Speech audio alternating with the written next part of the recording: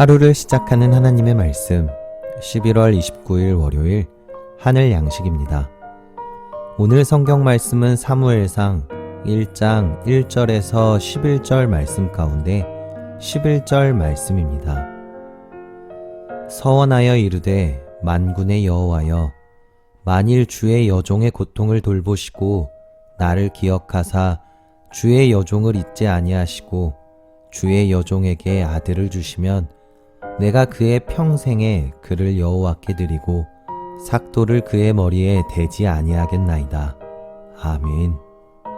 오늘 말씀은 원망 대신 기도합니다 라는 제목으로 힘찬교회 최영식 목사님께서 집필하여 주셨습니다. 살다 보면 누군가를 원망할 때가 있습니다. 그러나 원망은 도움이 되지 않습니다. 상황이 변하지도 않고 마음이 시원해지지도 않기 때문입니다. 원망을 기도로 바꿀 수 있다면 가장 바람직하겠지만 그 또한 쉬운 일이 아닙니다. 여기 한 남편의 두 아내가 있습니다. 안타깝게도 두 아내에게는 아픔이 있었습니다. 한나는 남편에게 사랑을 받았지만 아이를 낳지 못했고 분인나는 아이를 낳았지만 남편에게 사랑받지 못했습니다. 누구의 아픔이 큰지 비교하는 것은 어리석은 일입니다. 사람은 누구나 자기의 아픔이 가장 크다고 생각하기 때문입니다. 인생에는 선택의 여지 없이 받아들여야만 하는 경우가 의외로 많습니다. 하지만 연약한 인간은 그 상황을 인정하려 들지 않습니다.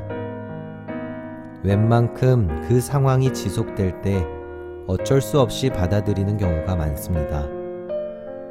그리고 그렇게 되기까지 겪어야 하는 고통과 아픔은 혹독합니다. 중요한 것은 그 고통과 아픔을 받아들이는 태도인데 한나와 분인나 두 여인의 모습은 사뭇 달랐습니다.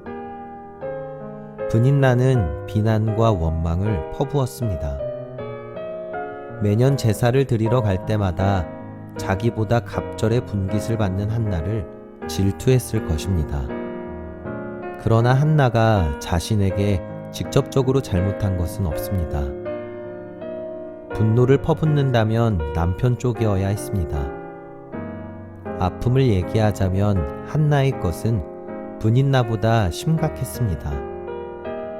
아이 없는 것 자체도 아픈데 불임이 숨겨둔 죄 때문이라는 사회 통념이 한나를 더 아프게 했습니다. 분인나가 퍼붓는 원망과 비난에다 원치 않게 죄인이 된 한나는 고통에 빠질 수밖에 없었습니다. 그러나 한나의 해결 방법은 달랐습니다. 성소에 올라가 자신의 고통과 슬픔을 모두 하나님께 아뢰었습니다. 원망이나 자책이 아니라 하나님께 드리는 고백으로 문제를 해결하려 한 것입니다. 한나의 기도 또한 예사롭지 않습니다. 작심하고 드리는 필사의 기도였습니다. 결국 이 기도가 모든 상황을 바꾸고 새로운 시대를 여는 서막이 되었습니다. 이스라엘의 위대한 영적 지도자인 사무엘이 그 몸을 통해 태어난 것입니다. 자신에게 닥친 고통에 대해 원망하는 것은 쉽습니다. 하지만 그렇게 해서 문제가 풀리는 경우는 없습니다.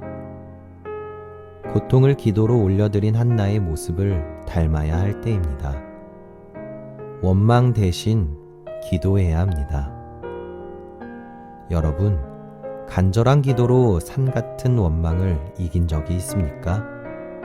바라기는 오늘도 원망 앞에 기도로 나아가시는 저와 여러분들이 되시기를 간절히 소망합니다. 우리 함께 기도하겠습니다. 하나님, 살면서 원치 않는 고통스러운 일에 맞닥뜨릴 때가 많습니다. 그때 먼저 내 어리석음으로 인한 것이 아닌지 돌아보며 회개하게 하옵소서. 그리고 다른 이유로 일어나는 일이라도 원망 대신 기도하며 이겨나갈 수 있도록 도와주옵소서. 예수님의 이름으로 기도합니다. 아멘.